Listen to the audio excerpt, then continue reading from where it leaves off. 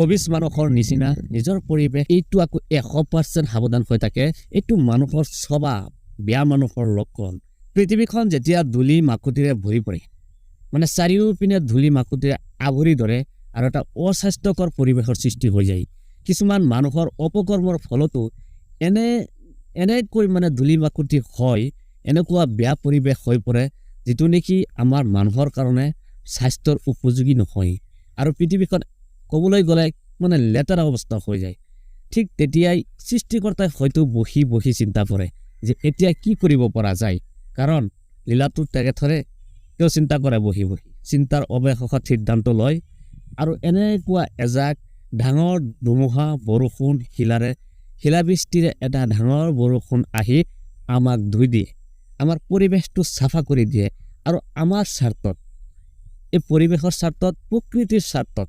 কিন্তু প্ৰকৃতিয়ে সদায় আমাৰ কাৰণে ভাল কাম কৰি গৈছে, কিন্তু আমি মানুহ জাতিটোৱে, এই কিছুমান মানুহ আছে জানি বুজিয়ে পৰিৱেশ নষ্ট কৰে, বিনষ্ট কৰে, প্ৰদূষণ কৰে, দূষিত কৰে।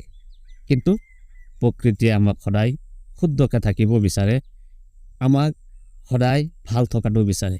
সেইকাৰণে যেতিয়া এজাক ডাঙৰ ধুমুহা বৰষুণ দি পেলাই আমাক চাফা কৰে, গছ গছনিক চাফা কৰে, গছ গছনিও প্ৰাণ পাই উঠে, জীপাল হৈ উঠে, চাফ পৰিৱেশ।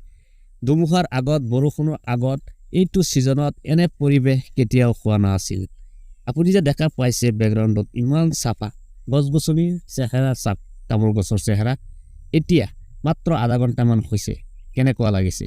কিন্তু এই ফুটেজটো যদি মই বৰষুণৰ আগত ল'লোহেঁতেন কিন্তু এনেকুৱা ভাল নালাগিলে হয়। তো বুজি পাইছে, নিজৰ পৰিৱেশ নিজে চাফা ৰাখক, সংৰক্ষণ কৰি ৰাখক আৰু খবিজ মানুহৰ নিচিনা নিজৰ পৰিৱেশখন নিজেই নষ্ট নকৰিব। প্ৰকৃতিয়ে হয়তো বিচাৰে যে আমি সদায় ভালে থাকোঁ, কিন্তু আমি কেতিয়াও নিবিচাৰোঁ যে প্ৰকৃতি ভালে থাকক।